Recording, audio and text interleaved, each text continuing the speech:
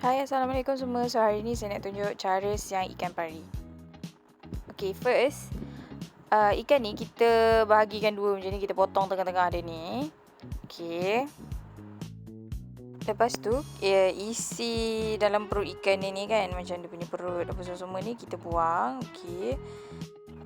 Semua darah-darah beku apa semua tu kita kena buang lah.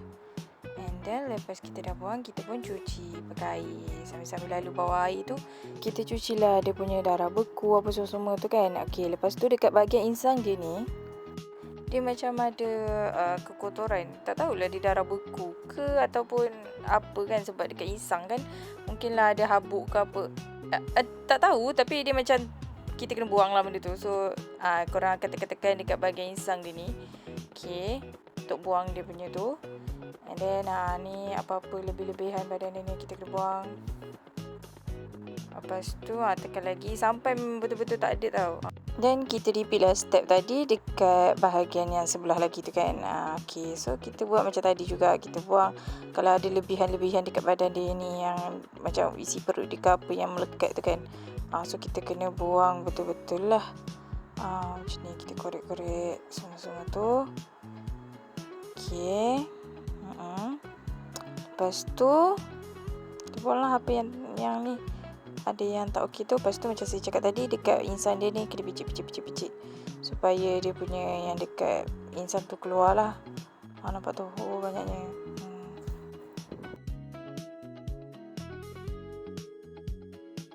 Lepas dah siap tu, kita kena kikis dia punya dekat bahagian atas ni. Kita kalau boleh hilangkan yang warna hitam dekat atas badan dia ni. Macam tu, okay.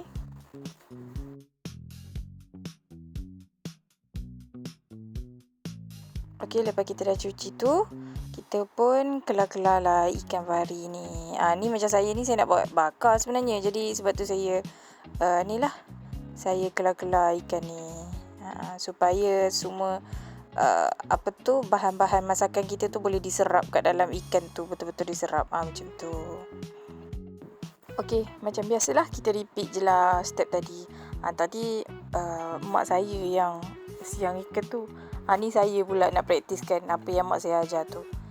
So macam yang saya punya ni, dia ada ekor. So kita kena potong ekor dia, sebab kita tak makan sampai hujung tu. So kita potong dia. Lepas tu macam tadi lah, repeat lah. Kita potong tengah, separuh badan dia ni. Lepas tu kita buang isi perut dia apa semua tu. Lepas tu kita cuci.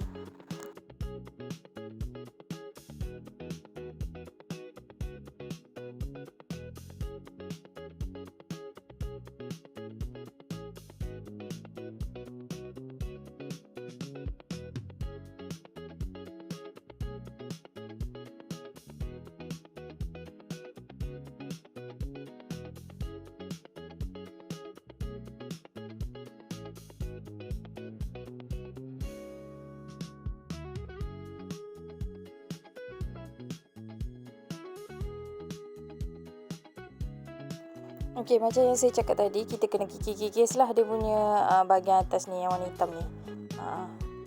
Dia as long as dia terkeluar-keluar ni hitam tu, okey dah lah. Janganlah sampai nak buat juga putih. Okay, lepas tu kita pun kelar lah macam tadi. Kita kelar sebab kita nak masak, ikutlah. Kalau nak goreng pun kita kena kelar juga, bagi dia masak betul-betul kat dalam. Macam tu. Ni ada seekor. Ni first saya terus kikis. Nampak banyak gila warna hitam yang terkeluar tu. Macam tu lah. Kita nak buang dia punya warna hitam-hitam ni yang dekat bahagian atas dia ni. Macam tu. So actually saya ada 3 ekor lah pari ni yang nak kena siang. So saya akan skipkan yang last ni, sebab korang dah tengok dah semua step dia tadi. Okay, jadi lepas kita dah siap kelar dia, kita dah siap siang ikan pari ni, kita kena lumur dengan garam dan asam jawa. Okay, sebab kita nak hilangkan dia punya bau hanyir tu. So last step ni penting tau, supaya nanti kita masak tak adalah kita rasa hanyir ikan tu. So kita kena lumur dengan asam jawa dan garam kasar.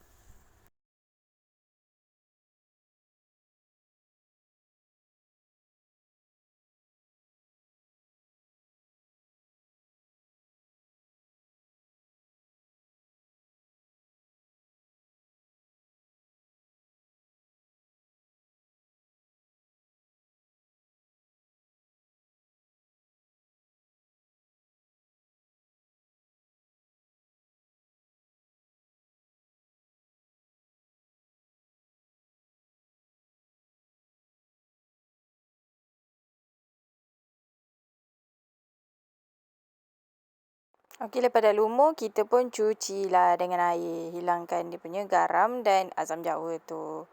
Dah siap kita punya ikan pari. So, kita bolehlah fikir nak masak apa. Okey?